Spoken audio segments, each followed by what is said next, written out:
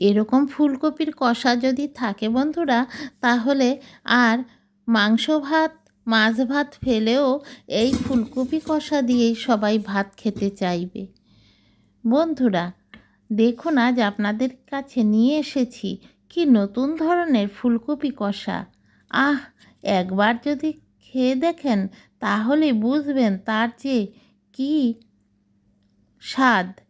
যাকে খাওয়াবেন সেই কিন্তু আপনার রান্নার প্রেমে পড়ে যাবে।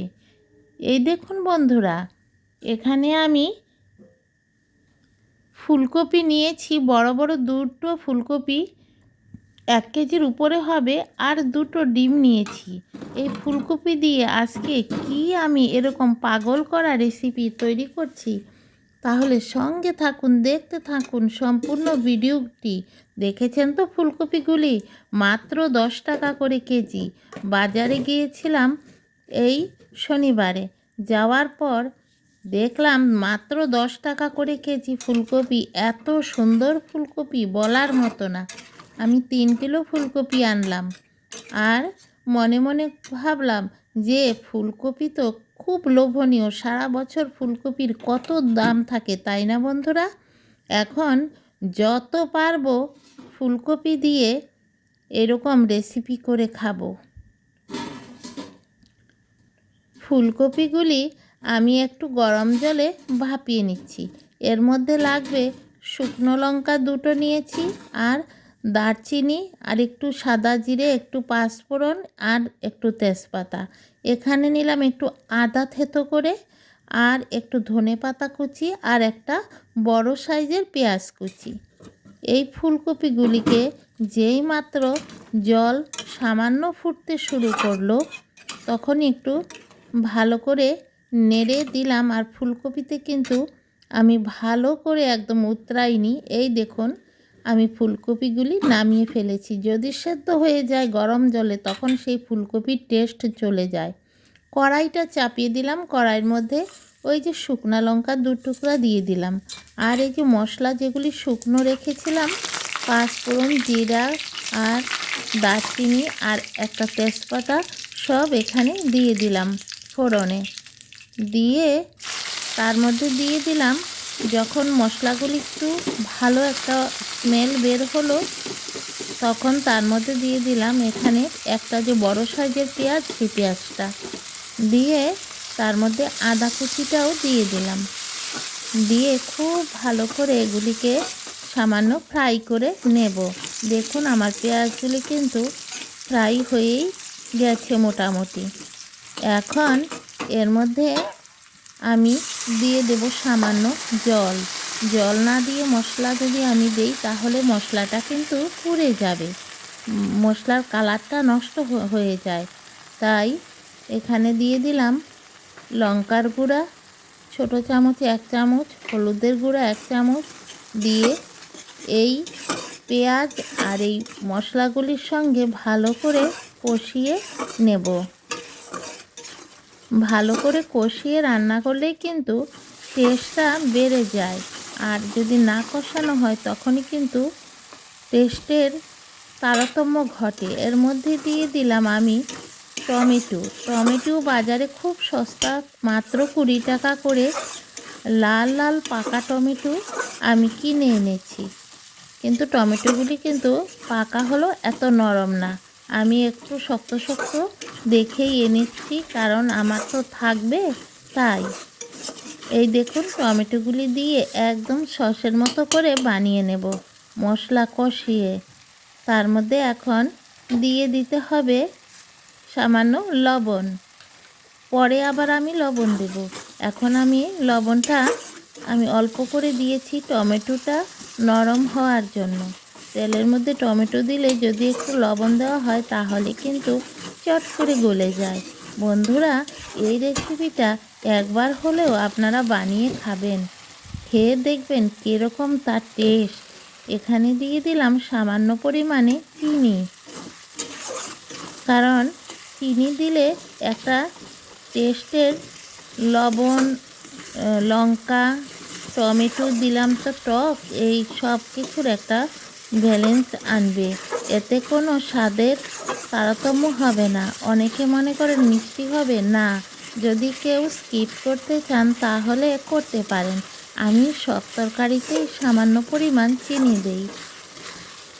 এখন সব কিছু একদম ভালো করে সেদ্ধ করে একদম সুন্দর করে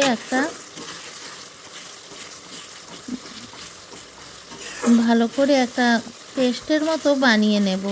দেখুন সব টমেটোগুলিকে কিন্তু আমি এখানে একদম ভালো করে একবারে ভেঙে দিচ্ছি।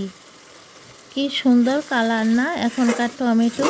এই শীতের দিন এলে কত যে সবজির বাহার, আর বর্ষার দিন এলে আহা গো, তখনের সবজি খেতে ইচ্ছা করে না, আর দাম তো আকাশে উঠে যায়। আর এখন ফুলকপি 10 টাকা কেজি, কেউ কি চিন্তা করতে পারবে? এই দেখুন কীরকম সুন্দর ফুলকপি, দেখলেন তো? এত সুন্দর ফুলকপি, ফুল তো ফুলই, সাদা ধক ধক করছে, কোনো পোকা নেই, কিচ্ছু নেই ফুলকপিগুলি। ট্রাকে ট্রাকে ফুলকপি এসেছে আমাদের এখানে বাজারে।